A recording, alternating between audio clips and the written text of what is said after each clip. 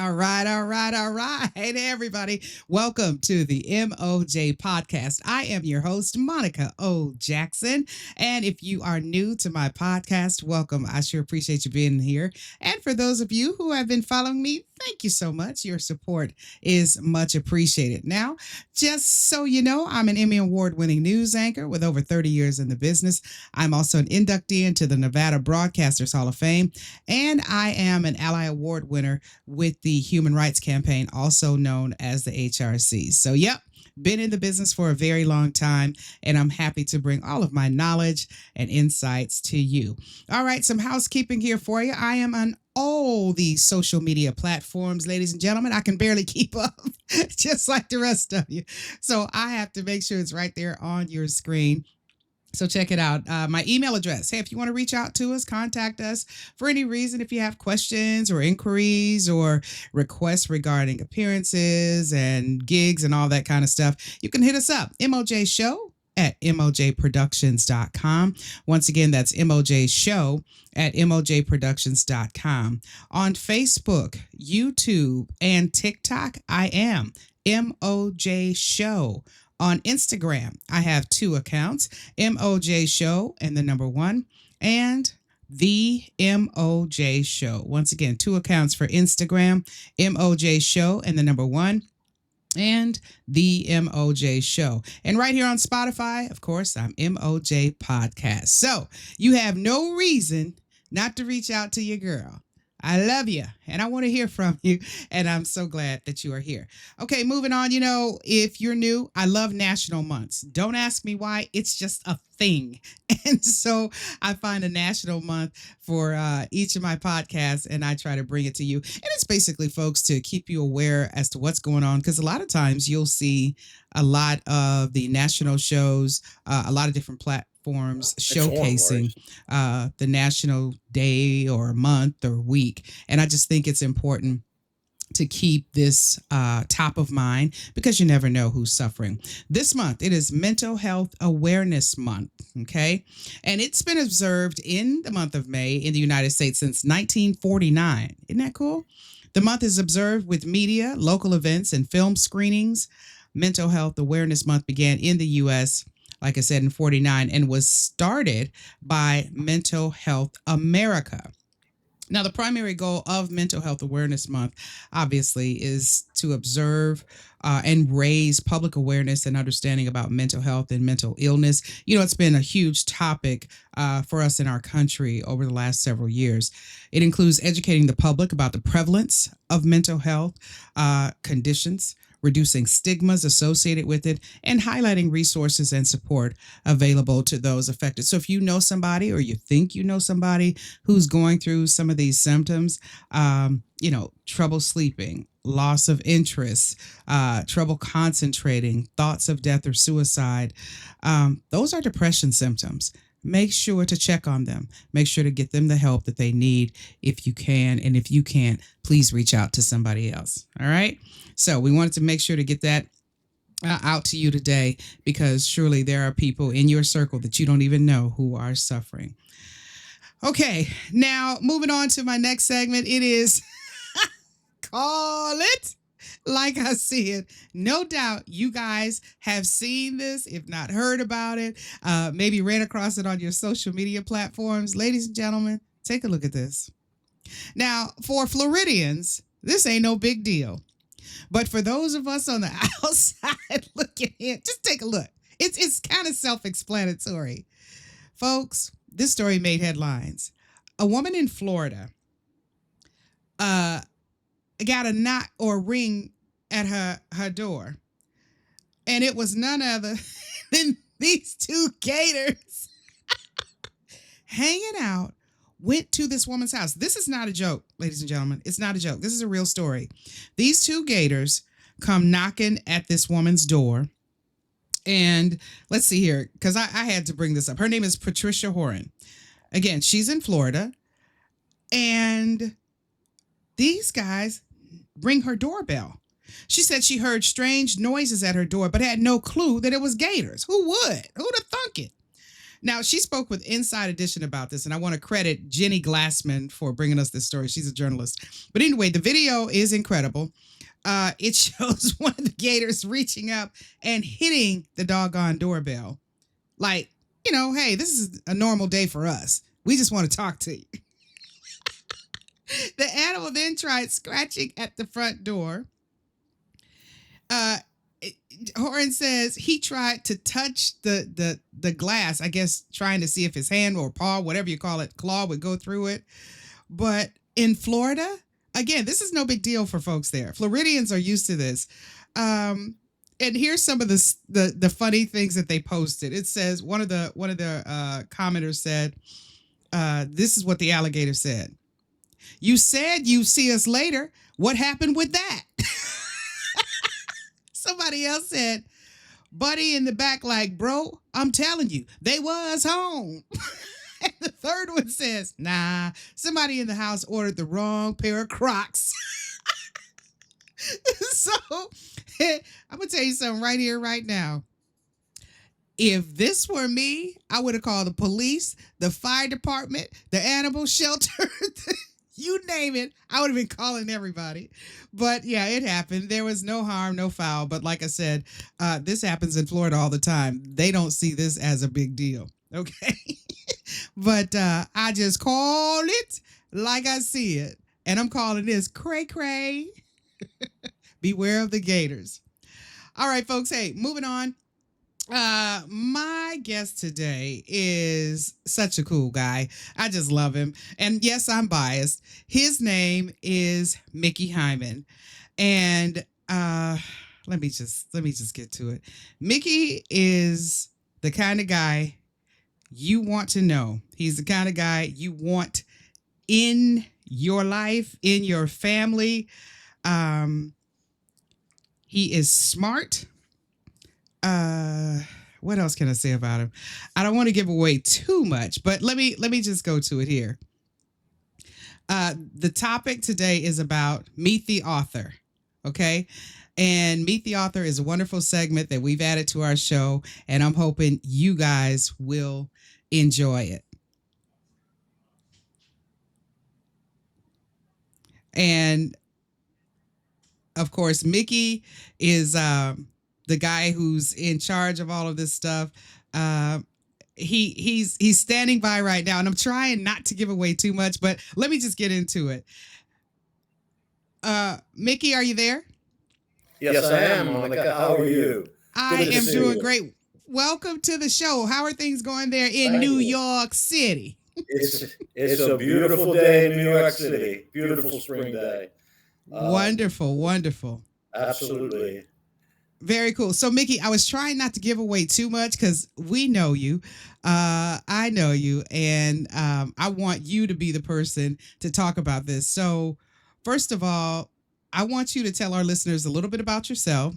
You have over 50 years of experience as an entertainment attorney, and we want to know, first of all, how you chose that path. And we're going to get into more, but let's just start there. How did you choose that path? Where'd you come from and all that stuff? Well, Monica, I can't say that I chose that path. I'm very happy that I had the opportunity and the chance to walk that path, but I can't honestly say that I chose it. I graduated from law school. I went to Villanova University Law School, graduated from there. Oh, you're fancy. Well, at the time, Villanova was a very young law school. It was only the 7th year that it had been in existence, and but it was a very good one with some wonderful professors. Wonderful school. They were really great to me, and I've always been proud that I had the chance to go there. But I graduated from Villanova, spent a few years in private practice with the Philadelphia law firm, wound up being recruited by the General Electric Company to be part of their legal team, part of their legal in-house team, held several positions within the GE organization. Fascinating. And for a young lawyer, I had opportunities to do things that I probably would never have had in private practice. I was involved for a while with their Reentry and Environmental Systems Division, which was a division that both dealt with defense matters, but they were also working to bring space technology into the commercial market and build housing. That was interesting. I had an opportunity to be an international lawyer for GE, which gave me a chance to travel around the world and meet some really interesting people, interesting situations. And one day they called me, the general counsel, Walter Schlotterbeck was his name, called me into his office and said, "Hey, Mickey, we're going to form a joint venture with Time Inc. And we're going to start an educational publishing company, and an educational company that's going to combine GE's technology with Time Life's content. And would you like to be general counsel for that company?" I was about 31 or 32 years old at the time. I said, that sounds good. That sounds like fun. And in fact, it was. The company was a company called General Learning, and it was an educational company. It was based on publishing of educational books. And if you think that that's a boring place to be, you're absolutely wrong. Educational publishing is probably, I'd say, among the top 5 riskiest businesses in the world. Yeah. Basically, because you have to develop the curriculum, they developed the program, then they had to sell it to the States, but you had to have it all printed, and you had to have it sitting in a warehouse ready to sell. So it was quite an interesting experience. But the head of that company was a gentleman named John Bakke, and John was a former SAC pilot. He was really a sharp guy, wonderful man. He became a wonderful mentor to me, and then many years later, we actually were partners in some ventures. But at that time, John was president, I was general counsel, and we built this company, this educational publishing company, but it was really too soon. And the company wasn't big enough really for GE or Time. I mean, you couldn't grow it fast enough. So they decided to sell it. John went to CBS, and he actually went in as the head of their magazine division at the time. I was recruited and eventually wound up as Northeast Regional Counsel, Washington Counsel, for the Xerox Corporation. And one day I get a call from John. John had become president of CBS. He was the president. And I get a call from John, and John says, "Mickey," he says, "look, I'd like you to come to New York and become general counsel to CBS Records." Wow. And I said, "John, that's wonderful. The only problem, John, is I don't know anything about the music industry.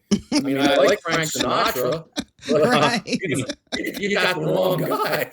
You know, I'd love to do it. Thank you." He says, no, Mickey, you know, we've worked together, and I'm sure this is something that you could do. And there's a gentleman by the name of Walter Yetnikoff, who's the head of the CBS Records, and you two will get along great. So I went up and I wound up as general counsel to CBS Records. Walter Yetnikoff, who was the head of the record company, actually had been in my position. He had been general counsel of the record company and then moved on to become head of CBS Records. And Walter was a wonderful client. He's a legend in the music industry. For people Mickey, I remember seeing his name on one of the Grammy Awards shows. It was in memoriam. I always mess that word up. And I go, oh my gosh, I've heard that name throughout my career, especially when I started out doing radio. His name was synonymous with the music industry.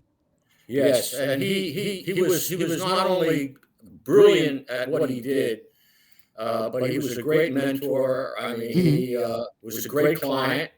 He certainly understood what my job was. He had helped me. And that was a tremendous opportunity. And that lasted. I was his general counsel for about 3 years. And then one day he called me into the office. Again, these things happen. You said, how did you choose this path? Yeah. The path chose me, really. It sounds like it. You've been very blessed and highly favored, because I want to jump in here and talk about once you got into this industry, because people have no idea the experiences you've had. You have worked with some of the most iconic celebrities, folks, and I'm not just blowing smoke. This man has worked with some of the most iconic celebrities and franchises in the world, not just in this country, in the world. So, Micky, I want you to brag. So don't be modest here. I need you to tell everybody, who are some of your faves of these big old names? And you know who I love. So I want you to talk about him too, but go ahead. Well, it was an interesting experience, because, as I said, when I started in this business, I knew nothing about it. Yeah. And frankly, as I said, I like Frank Sinatra and other musicians, but yeah, I really wasn't part of the business. I was in the job for about 3 weeks, and Walter calls me down to his office, and he says, "Micky, we have an artist on the label by the name of Miles Davis." Woo! Wow. Now, we had a lot of, at that time, this was in my mind, the golden age of the record business. I mean, CBS had everyone on their label, from Bruce Springsteen to Billy Joel to Barbra Streisand to Miles Davis, and I mean, just really a tremendous roster. But I didn't know any of these people. I didn't even know of any of these people. In any event, he calls me and he says, "We have this artist, Miles Davis, and he's supposed to deliver an album to us, and he's late, and we can't get him to deliver it. So what I want you to do is, here's a check for $500,000, $500,000. Whoa! It's back royalties that we owe him." And I want you to call his manager, who was a gentleman by the name of Tio Massera, and you and Tio go over. And Miles had a townhouse in New York, so he was living in New York. He said, "We want you to go over to Miles Davis's house with Tio and give him the check for $500,000 and tell him how much we really appreciate if he would deliver the album to us." And I'm thinking to myself, this is a job? I said, this is the greatest thing you can imagine. I said, I'm a lawyer. I get involved in fights with people. That's what we do. We're drafting 85-page contracts that are ridiculous, But here I'm going to take a check to this guy who I didn't know, and give him the check. So I thanked Walter. I said, "Yeah, I'll take care of it. Sure, yeah." And I called Tio, made an appointment to meet him, and Tio and I go down to Miles' townhouse and knock on the door, and the door is opened by a lovely woman, who turned out, I learned shortly thereafter, that the woman was Cecily Tyson. Oh my gosh! Who Miles was living with at the time. Wow, this is like royalty in the entertainment industry, Micky. But again, you have to understand, Monica, I was down there with my briefcase, my three-piece suit, and my horn-rimmed glasses, and I, had a check for $500,000.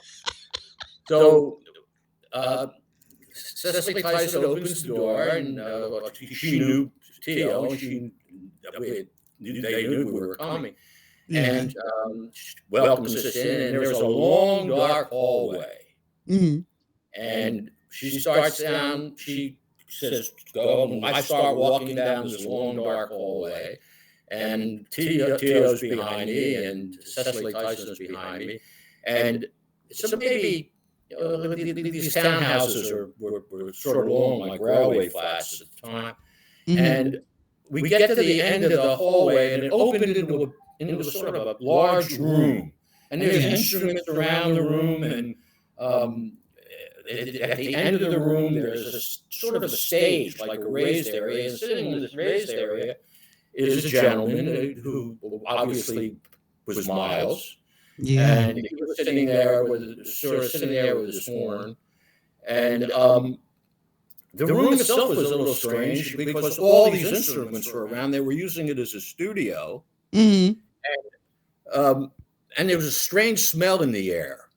This was a long time ago. Yeah. At the time, all I will say is that it was a time before marijuana was legal in the city of New York. I mean, now you go up the block from where I'm sitting, and whatever you want. But that was the time. But there was a strange smell in the air, and coming from Philadelphia as a young lawyer, I didn't even know what it was. Wow.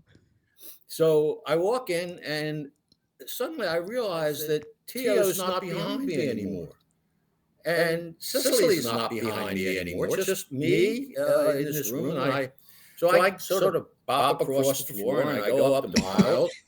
And Mr. Davis, my name is Micky Hyman, and I'm general counsel for CBS Records. And I want you to know that Walter Yetnikoff sends his best regards and really hopes that you will get this album done so that we can release it. And we're very excited about it. And I have a check here for you for back royalties. And I open my briefcase and I give him the check. And he looks at me and he looks at the check. And then he reaches into his pocket and he takes out a cigarette lighter. Mm-hmm. And he flips the lighter, holds the check up, and burns. No. Honest. No. I mean, I'm really a little stunned. And then he looks at me and he says, "You tell Walter Yetnikoff to go fuck himself." And in less time than this really happened. In less time than it takes me to tell this to you, I'm back out on the street alone. And I'm thinking, Micky, wait a minute. Let me be clear. He burned a $500,000 check. He did. Oh my God. And I'm back out on the street. And I'm thinking, Micky, you're not in Kansas City anymore. It's a different world. And then I realized that I have to go back and tell a guy who's the head of CBS Records and who held my job. Right. And I just delivered this check. And what happened? Well, I went back. And I went down to Walter's office. Yeah. And I said, well, this will be a short-lived part of my career. And where do I go from here? And and Walter looked at me and started to laugh and laugh and laugh. And he didn't know that would happen. Yeah. But he knew I would be getting an education in the music business. He set you up. They knew what was going to go down. he had an idea what was going to go down. Yeah. And that was sort of my entree into the music business. Into the business. Things, really very, very cool things that happened, but that's certainly one of the key things in the way I got started. Micky, I know you have a lot of other stories here, but there's so many questions I want to ask you, and I want to get to those real quick because, again, your life and career is so storied. I really want people to know about you. So my next question for you is that you are a founding partner in the publishing company called Red Sky Presents, which Delano and I, my husband, we've come to love, and getting to know it through you has been a joy. How did you go from the entertainment industry to book publishing? Because not only was Miles Davis on your roster with the company, you got Michael Jackson, you had Gladys Knight, you had so many artists, like you said in the beginning. But to make that jump from, the record business, the music industry to publishing, tell us about that bridge. Well, actually, as I said, my first experience, or one of my experiences with GE, was as general counsel to an educational publishing company, Okay. and I learned, and I saw how that business worked, and understood the sort of the business end Uh-huh. of that industry. Um, what happened was, short version. Okay.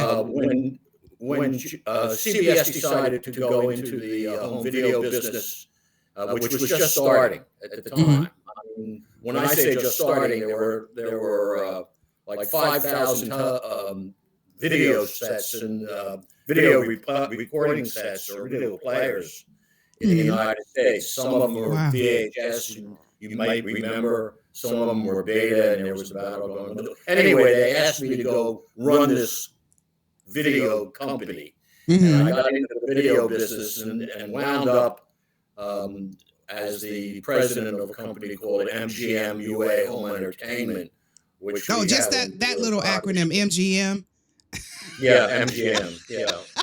And that was a wonderful time, because it was when Wow. the video business was really rising. So I wound up with that, and I was president of the company. The chairman of the company was a gentleman named Cy Leslie, Mm. who had a tremendous career in the music and video business himself, and he was a wonderful mentor. Yeah. But I wound up. Uh,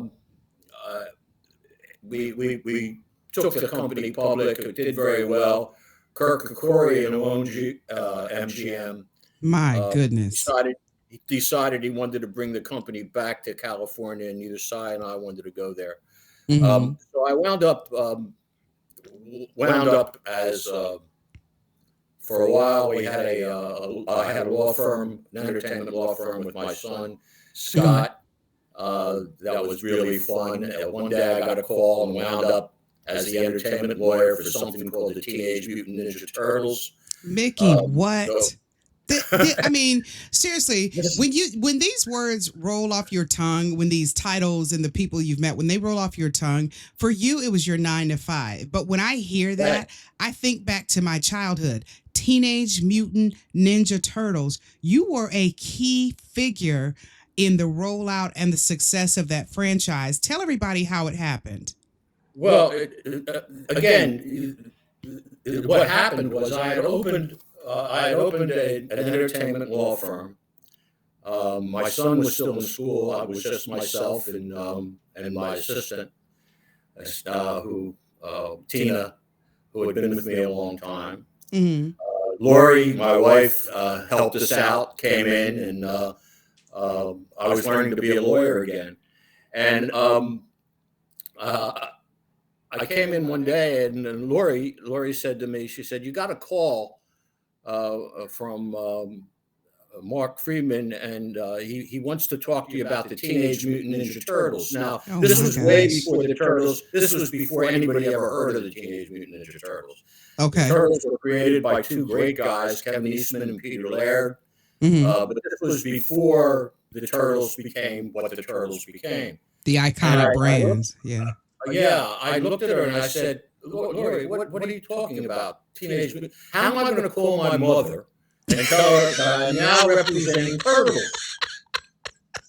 And Lori, who is she's a woman that was born and raised in the Bronx and knew the entertainment business probably better than I did at that point. Yeah. And she said to me, "Mickey, we got to pay the rent." So I returned the call, and that's how I became entertainment counsel for the Turtles. And I learned a lot.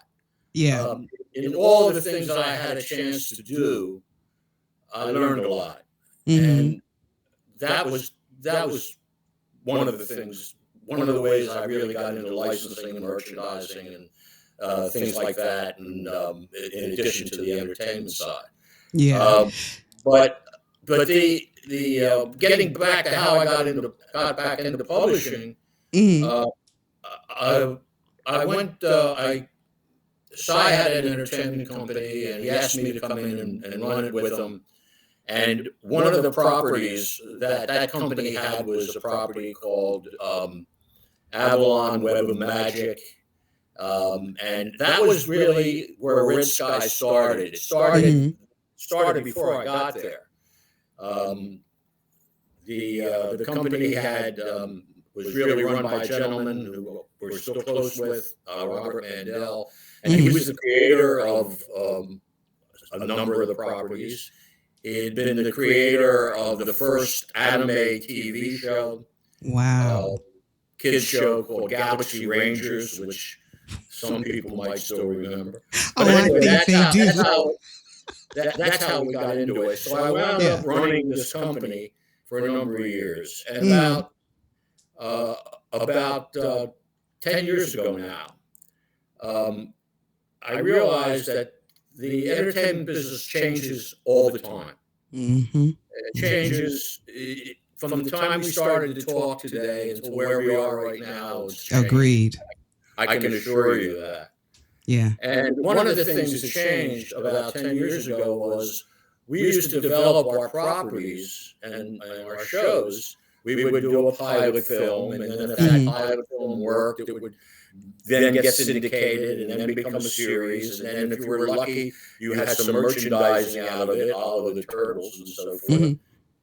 But all of that changed. Syndication was no. You were through this, Monica. I mean, absolutely. You know how the business changed. Oh yeah. And so one night at about 3:30 in the morning, I'm lying there thinking, what are we going to do? How am I going to keep this company going? Yeah. And I said, you know what? Publishing. Why publishing? Because that was the time when electronic publishing, ebooks, if you know about ebooks, and print on demand, where you didn't have to carry large amounts of books and inventory. Right. It wasn't like when I was with the educational publishing company, where we had to spend hundreds of thousands of dollars just to stock the warehouse before they sold the first book. But with ebooks and with print on demand, that was no longer necessary. And that was how Red Sky Entertainment moved into publishing. And if you look at, I formed a publishing division, which consisted of me at the time. We didn't have any books. We had a number of intellectual properties. We didn't have any books. Yeah. And I said, I'm going to try and do it a little differently. Let's use publishing as a way to launch our properties, and then from there go forward. Yeah, and that was the way the Red Sky started. That's how we got. Just real quick, tell us, Mickey, the name Red Sky is pretty different. Real quick, tell us how you came up with that, because I have a follow-up question as well. Well, the interesting thing is, the name Red Sky existed before I really was involved with Red Sky. Robert had come up with that was the name, Red Sky Entertainment. Cy Leslie and Robert had decided to use that name. Oh, okay. I started the publishing division, which we call Red Sky Presents. And if you Google up Red Sky Presents, you go to the website and see our publishing, the publishing operation. But the first thing that you will see is our logo. And the logo is a ship, a sailing ship, in a red sunset, actually. And if you look up in the upper left-hand corner of the logo, you will see a star. And the motto of the company is, the story is the star. And that's how we've built the company. We've built it around stories. We now have, I guess we have 100, 125 books and series in the market. Nice. They're across many genres. Our authors range from New York Times best-selling authors to first-time authors. Yeah. We had, unfortunately, we lost one of our authors a couple of weeks ago. Oh, sorry to hear that. Our oldest author. Well, he was 101 years old. Oh. Yes. We published his first book when he was 95. The book is called Grandpa Bernie's Bedtime Stories. And the author had written these stories over his lifetime for his children and grandchildren. Yeah. And at 95, he put them together in a book and we published it. And several other books of his. And he was our oldest author. We have a number of other authors, obviously. I just signed our youngest author. She's 8 years old. You just signed who, Mickey? Our youngest author. She's 8 years old. No way. And, she wrote a book called Space Cats. Mm-hmm. And we'll be bringing that out. You'll hear more about that over the coming months. But we have a number of authors. David Saperstein is one of our authors, and he is the publisher of Cocoon. He's the writer. Mm-hmm. He's a director, movie director, directed a couple films for me. Your life is just incredible. These names just roll off your tongue. I'm like, wait a minute, who? Well, and David is really very special, because it was through David that I had the opportunity to meet Lori, who's been my wife, my friend, my girlfriend for the past 40 years. Yeah, congratulations. And writing genes run in her family because she's one of our authors. We have a series of books that she's written about cats and people called Sweet Tales. Nice. And you'll hear more about that. So it's the interesting thing, Monica, is I get to learn something every day. Mm-hmm. We have a number of editors and people that we work with. We have a relationship with St. Elizabeth's University in Morristown and work very closely with them. We have a number of their students who work as interns, editorial and social media interns with us. But I learn something every day, and that's what keeps me involved and interested. And Mickey, I would just want to jump in here because I want our audience to know the range of your experience, your contacts, your career period. There's one story, you just heard Mickey let David Saperstein's name just roll off his tongue because it was just, his friend. This is business for him. But for us, these are some of the biggest names in the entertainment industry. And Mickey, I don't want to let you go without you telling the story about Gladys Knight. Now, I don't know if she's written a book through your company or not, but I want our audience to hear that story. I don't want this to go without that little nugget in this podcast. I learned a lot from Gladys Knight. She doesn't know that I learned it because I doubt whether she'll probably even remember the incident. Yeah. But there was a time when I was counsel for CBS Records, and Gladys Knight was one of our artists, one of the artists. And she came to Black Rock. It was time to renew her contract. Yeah. She came to Black Rock, which was the CBS headquarters. That was what they called it in New York. And we had a signing ceremony, and she signed her new contract. And at the time, Gladys was playing she was doing performances at a club in New Jersey called the Latin Casino in Cherry Hill, New Jersey, which is about 2 hours outside of New York. Yeah. And she was running late. It was late for her. She knew she had to get back there. There was a car, limousine waiting in the street, the whole bit. But it was getting late, and it was now it's past 5. It was 5:30, 6 o'clock. She had to be back. And we get in the elevator, and I rode down the elevator with her to make sure she got in the car and everything was fine. And we got down to the lobby, and it was empty. The lobby was empty, except for one woman who was part of the janitorial staff at CBS. And she was cleaning up. And when we got out of the elevator, she saw Gladys. And she lit up like a neon sign, and she ran over, and I knew that she was running late. Gladys was running late, and she said, "Oh, Gladys, you were my favorite," and I've always loved what you do. And I stood there and talked to this woman for 15 minutes. Wow. Now, I can tell you, Mickey, I know this about her because I've interviewed Gladys Knight several times, and I totally agree with you. She is amazing. That doesn't surprise me. You know, it wasn't a, here, let me sign your autograph. Right. She listened to this woman and she talked to her. And at the end of the 15 minutes, we walked out. She got in the car. I think she made the gig. Yeah. But that stuck with me. You know, I've been lucky to be able to meet a lot of these people, a lot of entertainers. It's very hard work, Monica. I don't have to tell you that. Okay. Now, this is the one I really wanted you to talk about, and we're going to get back to the publishing side as well, because we got to let our audience know a couple things, and then we're going to wrap things up.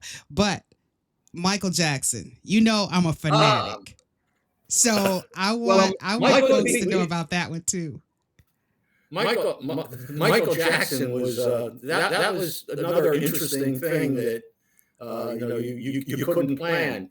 Michael Jackson was on the CBS label as well.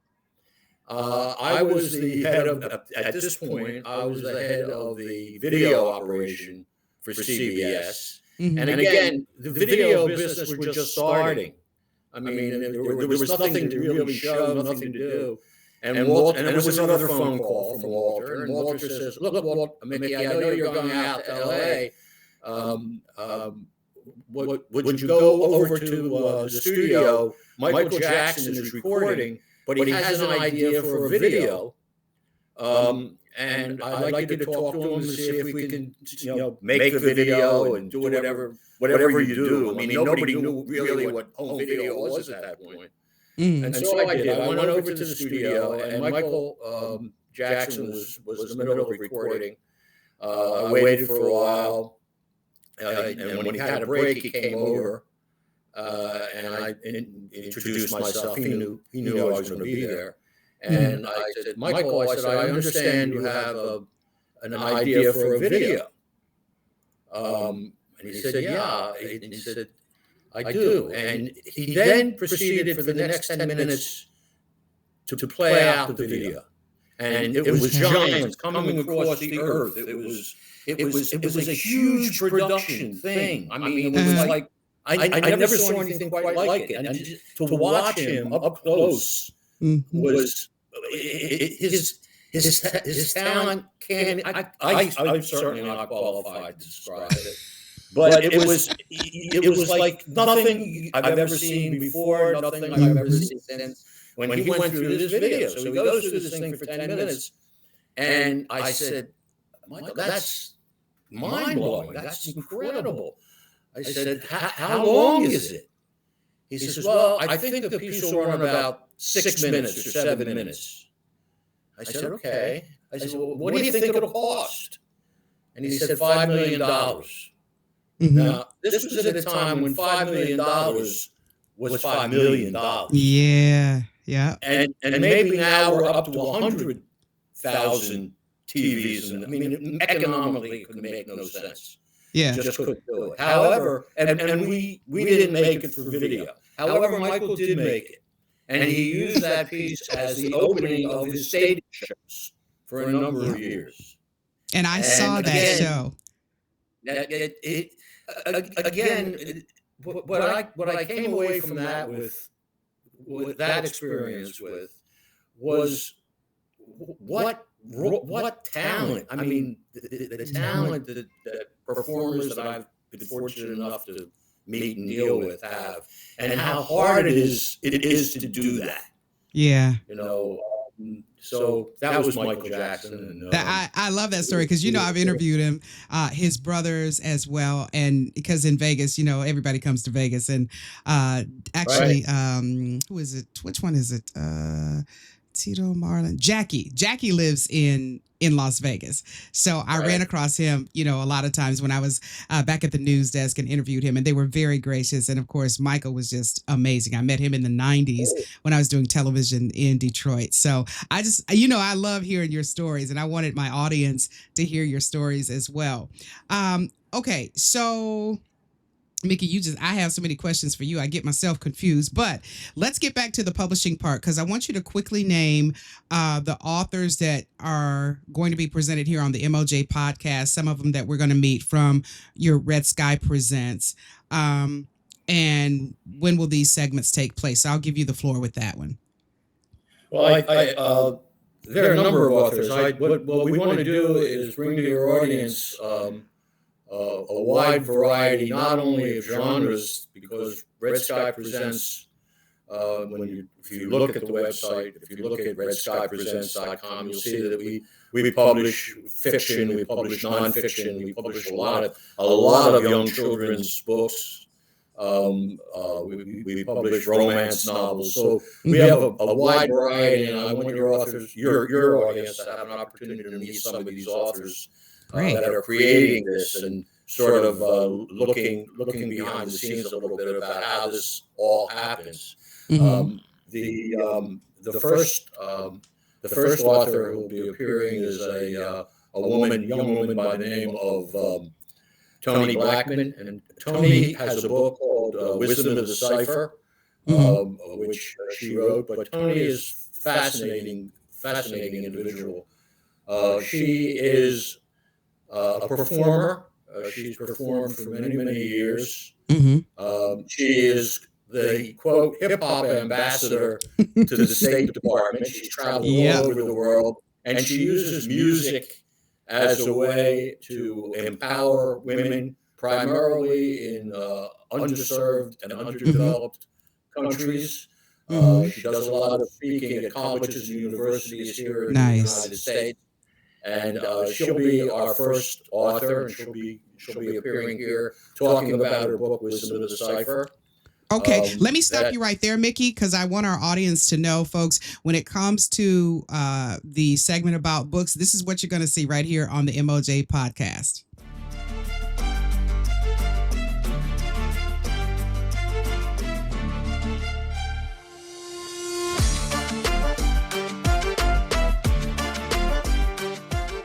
All right. So get ready. Make sure that you're tuned into the MOJ podcast as soon as we announce that they have been posted. Each podcast, you're going to see that. Meet the author. So get ready because we're going to do some fun things.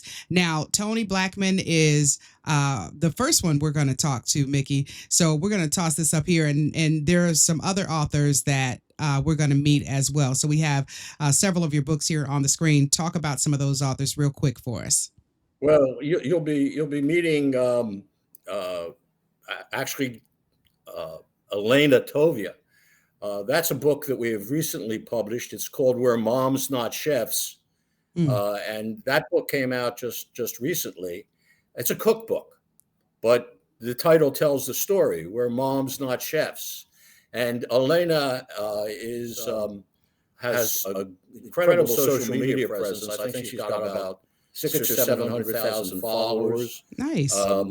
And you can just Google up her name, and that'll take you into a world you haven't been before. But the book's a little different too, because not only will you be able to see the recipes and pictures and all the things you see in the cookbook, but there are QR codes that will take you to her performances, and they are performances of her preparing these dishes. So she will be one of the authors that you'll be meeting. David Saperstein, who wrote Cocoon and 23 other novels, besides being involved in almost every stage, every phase of the entertainment business. David will be joining us as an author. Okay. We have, you'll see, we just brought out a book. Believe it or not, it's the sequel to Titanic. It's called Kindred Spirits. Wow. I'm not going to tell you anything about the book, but it's a fascinating book. And Nelson also has had a fascinating career. For many years, he was the lead newscaster on Channel 7 in Australia. For years. He was the entertainment broadcaster for that, and this is the second series he's done for us. We have another series called Dancing Between the Raindrops, but Nelson will be one of the authors. And then there we'll be bringing you as our new books come out. You'll be meeting those authors. So that's I'm excited about this segment because not only are we going to be bringing these authors, our audience is going to be able to get these books. And Micky, tell everybody how they're going to be able to get a book signed by the authors themselves. Well, if what's going to happen is this, I believe that everyone that's watching this now is a subscriber to the Monica Jackson podcast. Mm-hmm. So you automatically are entered into a contest, lottery, whatever you want to call it. But we will be giving away 10 books with each author, signed copies by the author. Mm-hmm. And those books will be given away. Monica will draw names at random from her subscribers. Mm-hmm. And they will get autographed copies. We'll sort of do a test run with this show, and we have a series that we're very proud of called Avalon Web of Magic. It's a YA young adult series. There are actually 12 books in the market.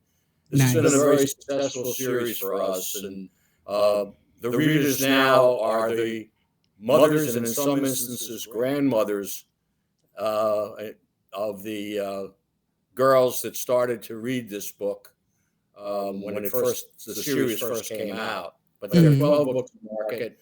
A new book will be released early next year, and we're also in the process of developing a film or a TV series for this particular series. So we'll start this week with the lottery, and there'll be 10 books of Circles in the Stream.